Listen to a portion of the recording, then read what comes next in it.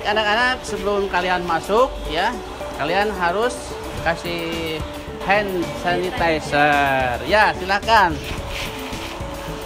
Masuk.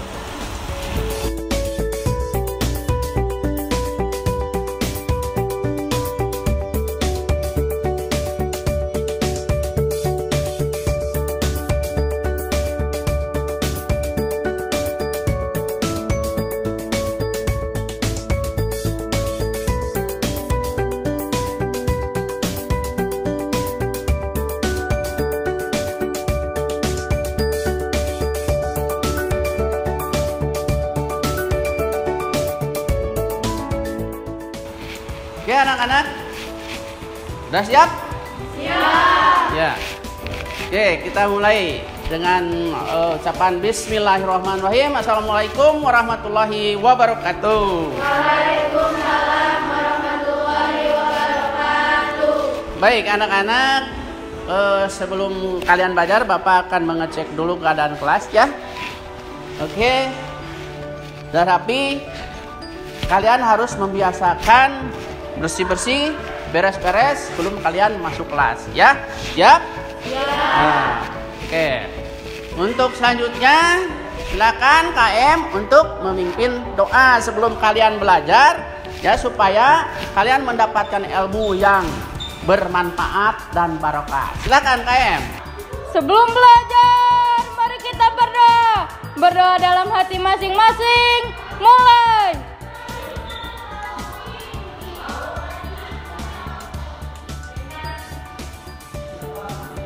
Berdoa selesai, beri salam. Assalamualaikum warahmatullahi wabarakatuh. Waalaikumsalam warahmatullahi wabarakatuh. Terima kasih kepada KM ya. Anak-anak, untuk selanjutnya silakan alat-alat tulisnya disiapkan ya. Jadi sebelum kalian belajar, siapkan dulu alat-alat tulisnya.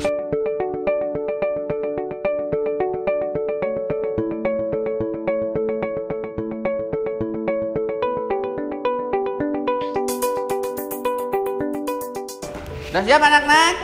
Siap. Iya, terima kasih. Untuk selanjutnya Bapak akan mengabsen dulu ya. Yang pertama, ajukan tangan ya. Anissa. Hadir Pak. Kemudian Juwita, Alia, ya, Balkis, Jahra, Jepia Bintang, kemudian Kirana, Winda, ya, Sipa, Sela, Sera, Jain. Untuk penyemangat kalian belajar, bagaimana kalau kita menyanyikan lagu nasional? Siap gak? Siap. Oke. Barangkali di antara teman kalian yang akan memimpin, silahkan. Ya, siap. Silahkan ke depan.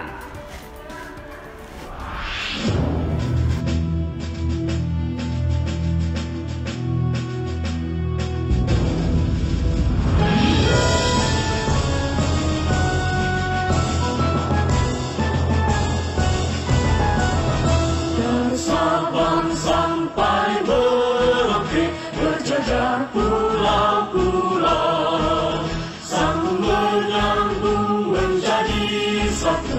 Itulah Indonesia, Indonesia tanah airku. Aku berjanji padamu, menjunjung tanah airku, tanah airku Indonesia. Ya, terima kasih ya pada teman kalian yang sudah memimpin lagu wajibnya. Oke anak-anak, masih semangat? Masih. Ya. Dan selanjutnya Bapak akan menyampaikan dulu tujuan pembelajaran ya. Yang pertama, kehidupan bangsa Indonesia di bidang ekonomi, sosial, budaya, pendidikan, militer pada zaman pendudukan Jepang ya. Kemudian dampak akibat pendudukan Jepang. Kemudian yang ketiga, mempresentasikan hasil diskusi. Jadi nanti kalian akan diskusi ya.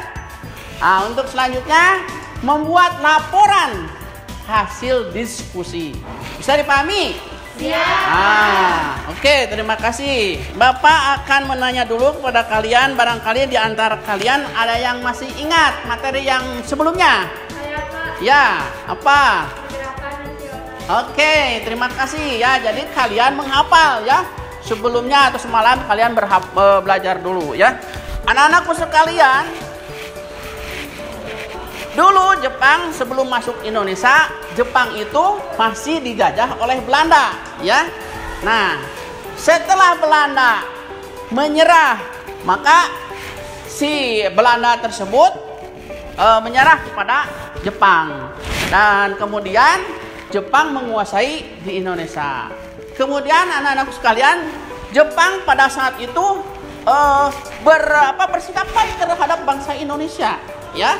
Bersikap baik, membawa angin surga ya terhadap bangsa Indonesia, bahwa bangsa Jepang itu akan membantu, akan membebaskan dari penjajahan ya. Nah, kemudian Jepang sebagai pelindung Asia, cahaya Asia dan pemimpin Asia ya.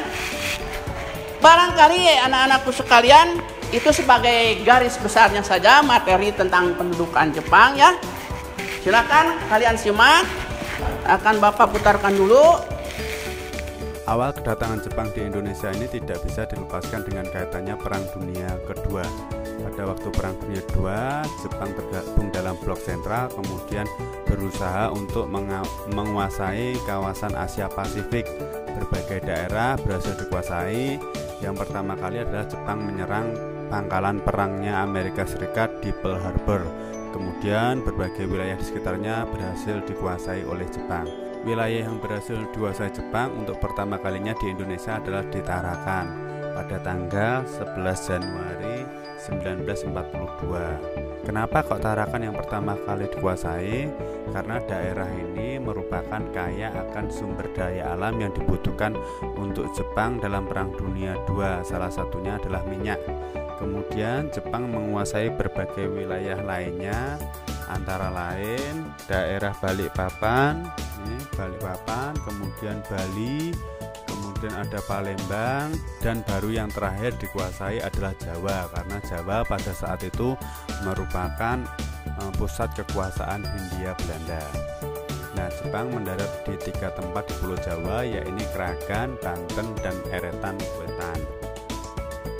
Kemudian pada tanggal 8 Maret 1942, Belanda harus menyerah tanpa syarat kepada Jepang dan harus menandatangani yang namanya Perjanjian Kalijati di daerah Subang, Jawa Barat. Wakil dari Jepang yaitu Jenderal Imamura, sedangkan wakil dari Belanda adalah Jenderal Terpoorten. Ini merupakan pertanda awal bagi kekuasaan Jepang di Indonesia dan berakhirnya sementara waktu kekuasaan Belanda dari Indonesia. Nah, kedatangan Jepang ke Indonesia ini memiliki tujuan antara lain Jepang ingin mengeksploitasi bahan mentah dari Indonesia yang kemudian digunakan untuk industri militernya. Kedua, Jepang ingin memanfaatkan sumber daya alam dan tenaga manusia Indonesia untuk melawan sekutu. Dan yang ketiga, Indonesia akan dijadikan pangkalan militer di wilayah Asia Pasifik. Kedatangan Jepang di Indonesia ini mendapatkan sambutan yang sangat antusias dari orang-orang Indonesia. Hal ini tidak bisa dilepaskan adanya upaya Jepang untuk menarik simpati bangsa Indonesia. Antara lain, yang pertama mengaku sebagai saudara tua bangsa Indonesia, yang kedua memiliki semboyan 3A, yang ketiga Jepang memperbolehkan penggunaan bahasa Indonesia sedangkan bahasa Belanda dilarang. Bendera Indonesia boleh berkibar di samping bendera Jepang. Kemudian adanya ramalan Jayabaya yang mengatakan akan datangnya orang-orang kuning yang tidak terlalu tinggi. Nah, orang-orang kuning ini akan menguasai Pulau Jawa seumur jagung. Kemudian tanah Jawa akan dikuasai oleh orang pribumi sendiri. Oke, terima kasih ya. Sudah mendapat semuanya KPD-nya? Sudah. Oke. Untuk itu akan Bapak buat kelompok dulu ya. Ini kelompok 1, kemudian kelompok 2 dan kelompok 3 ya. Silahkan kalian berdiskusi sekarang.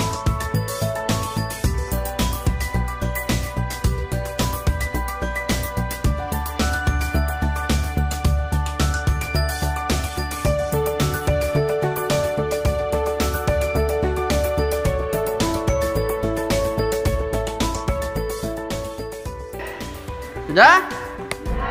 Ya, terima kasih. Untuk selanjutnya, kita akan mempresentasikan hasil diskusi masing-masing tiap kelompok.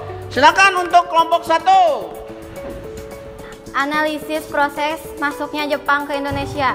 Menurut kelompok kami, hasil diskusi kami adalah Jepang dengan mudah menguasai daerah-daerah di Asia Pasifik, termasuk Indonesia, karena beberapa faktor. Di antaranya, Jepang telah berhasil menghancurkan pangkalan Angkatan Laut Amerika Serikat di Pearl Harbor, Hawaii pada tanggal 7 Desember 1941. Negeri-negeri induk, Inggris, Prancis, dan Belanda sedang menghadapi peperangan di Eropa melawan Jerman. Sekian, terima kasih. Oke, itu ya hasil diskusi dari kelompok 1. Kasih tepuk tangan. Ya, oke. Untuk selanjutnya kelompok 2. Organisasi bentukan Jepang. Menurut kelompok kami dari hasil diskusi adalah sebagai berikut. 1. Gerakan 3A. April 1942, gerakan ini dibentuk oleh Jepang dengan semboyan Nippon Pelindung Asia, Nippon Cahaya Asia, Nippon Pemimpin Asia. 2. Putra.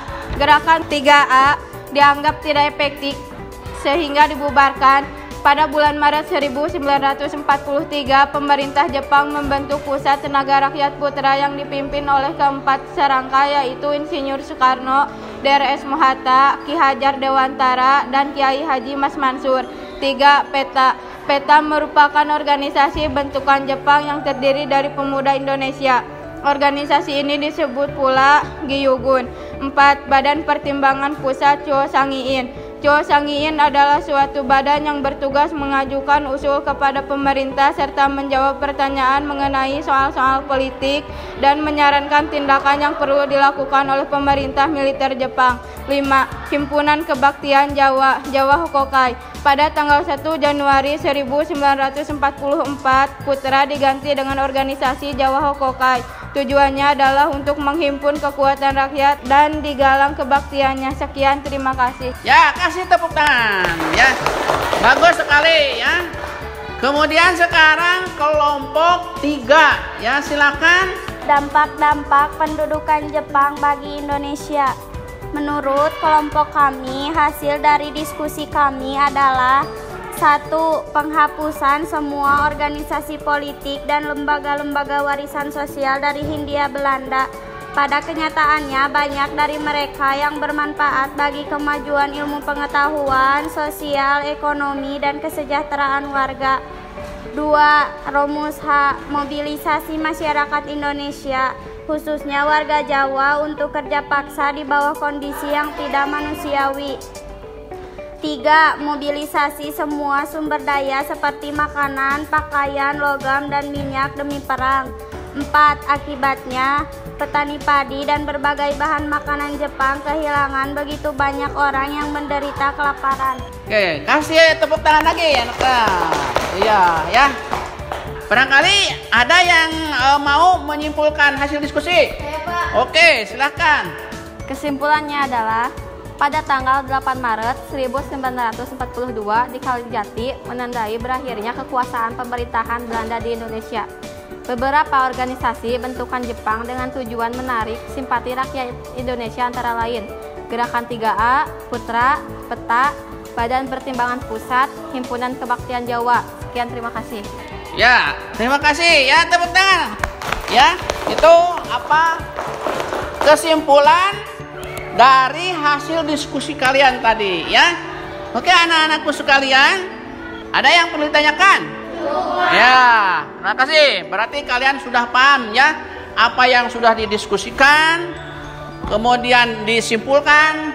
Mungkin anak-anak karena materinya sudah Bapak sampaikan semuanya, ya. Sampai di sini saja dulu mungkin ya pertemuan untuk kali ini. Pada hari ini Bapak akan tutup saja dengan Assalamualaikum warahmatullahi wabarakatuh.